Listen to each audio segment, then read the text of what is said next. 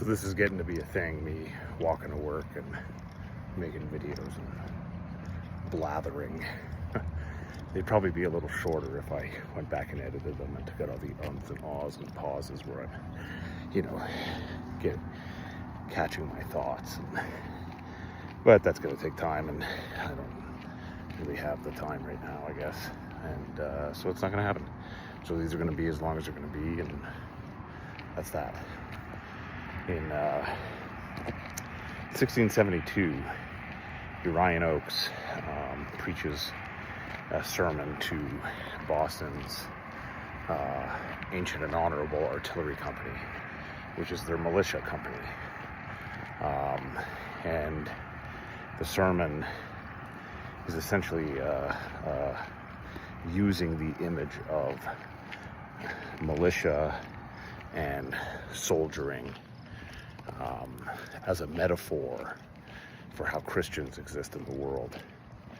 And, very reputable historians, much more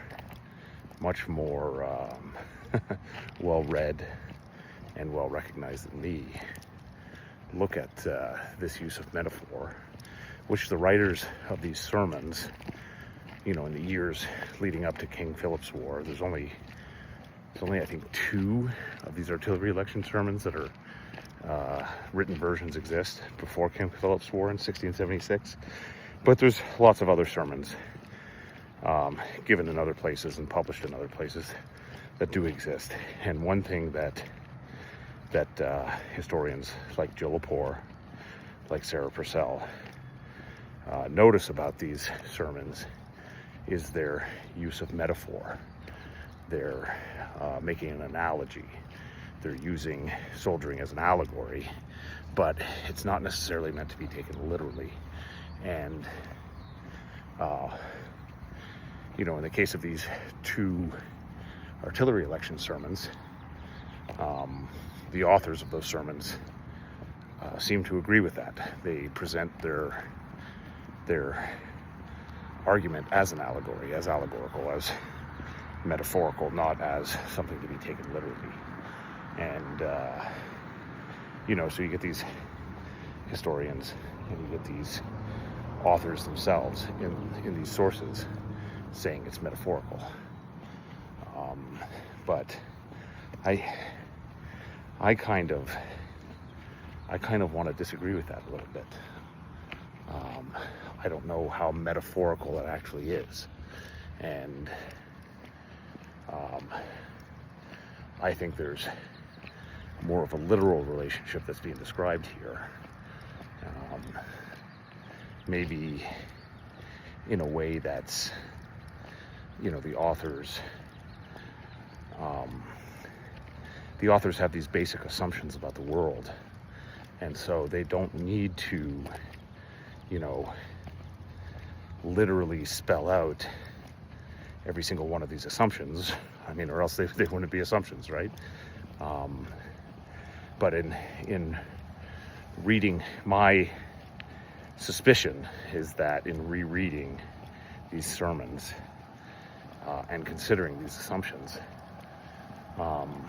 we'll see that the metaphors are not as metaphorical as maybe we think they are. And maybe we shouldn't take the word of these authors for, to be accurate about everything that they're doing. Just because Uriah Oakes says that it's a metaphor doesn't mean that we should necessarily just take his word for it and say, oh yeah, it's definitely a metaphor. Look, Uriah Oakes says it. We gotta negotiate with the text. And so I think the key to understanding this is understanding or trying to understand an early modern view of embodiment. And so that's what I'm going to try to describe here a little bit. And again, I'm not an authority on this. I'm not as well read. There's plenty of other opinions out there that are more credible and more reliable than mine. So, take this for what it's worth, and it's mostly hypothesis. So, it's my understanding that early modern people have this view of embodiment where the body affects society. So a person's physical body and what goes on within that physical body affects society. And there's a lot of anxiety over this in the early modern world. You get conquistadors going into the New World, South and Central America and the Caribbean, and they're eating food from these places, and they're interacting with people from these places. And the fear is that the food and the climate is going to change their bodies. That by eating more South American food and less Spanish and Portuguese food, they're going to become less Spanish and more South and Central American. By living in this climate, in this place, in this geography, the geography is going to affect their Spanishness, and they're going to lose their Spanishness and become something different. And I think you see these same anxieties in New England when Uriah Oakes is preaching in 1672 that the proximity to the Indians is going to make Englishmen in New England less English and more something else. And they're afraid of that. They're afraid of losing this distinctive Englishness. And that connects to a whole lot of other things, I think, that are worth exploring, but I'm going to try to not go off on a tangent here. This is enough of a tangent as it is. So, when Uriah Oakes is using the soldier as a metaphor for a Christian, he implies this view of embodiment, and he implies it by talking about how the lusts are the great enemy that Christians are fighting against. And so a Christian's war against the lusts within him, the desires within him, the imbalanced and uncontrolled desires within him, this war is metaphorically relatable to the war that a soldier fights in, and a soldier's role in fighting that war. So the thing that makes it, I think, less metaphor and more kind of describing maybe a genealogical relationship, or maybe a causal relationship, is that Uriah Oakes takes these lusts, takes these imbalanced desires, because lust in this time period doesn't just mean sexual desire, it means any kind of imbalance in your wants and your pursuits. So a lust for money, a lust for land, a lust for fame,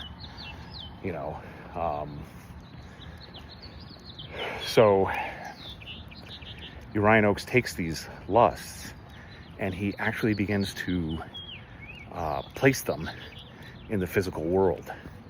And he talks about how these lusts can be attached to principalities and powers. And so you can have these political entities in the world that are driven and controlled by these lusts. And we have to resist those, like the Christian has to resist his own lusts. And so it becomes less of a metaphor and more of this argument that if the Christian can't control his own lusts, those lusts echo out, they reverberate into the community. That imbalanced behavior affects the community.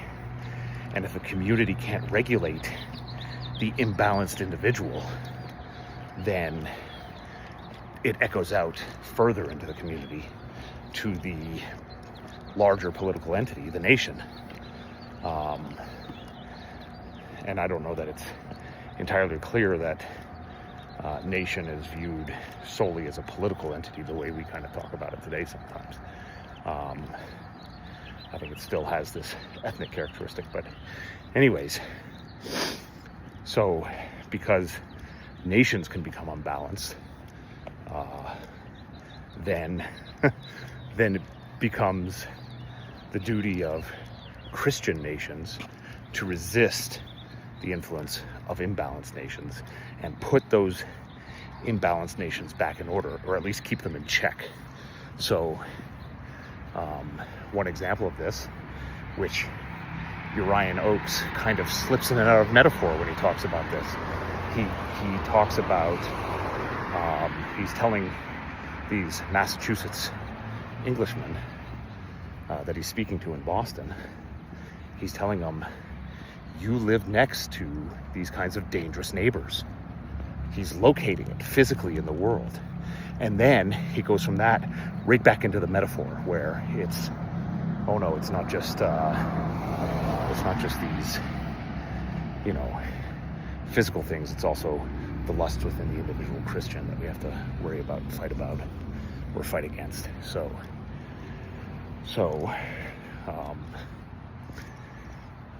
it's this slipping in and out of metaphor, and I think that's the key to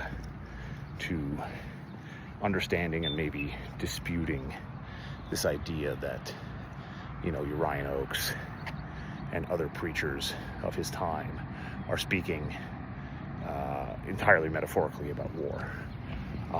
I don't think so. I think they see this causal relationship between the individual on the micro scale and the world and its cultures on a macro scale.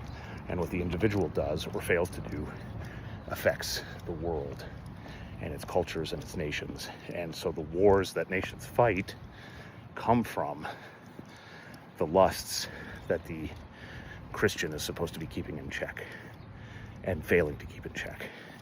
And so that's why it's a just war sermon, right? Because he's basically explaining why, even if he doesn't realize it, even if he thinks that he's being entirely metaphorical, he's basically explaining why you're justified in going to war against these imbalanced nations like France, who are ruled by this paragon of absolutist monarchy and under the influence of the Pope. Nations like the Indians, who are children of nature and have not learned how to balance their desires. So I don't think it's metaphorical. I think when it is metaphorical, I think Urian Oakes is slipping almost imperceptibly in and out of these metaphors. And the reason for that, and the reason for maybe his own inability to accurately assess what he's doing, is that a lot of this is based on assumptions that he likely held about how the world just is. And that is why it's important. Understanding that, seeing that relationship, is why it's important. Because what do we assume about how the world just is? And how do we explain our motivations without maybe truly understanding what our motivations really are and how our thinking and our language is structuring the world?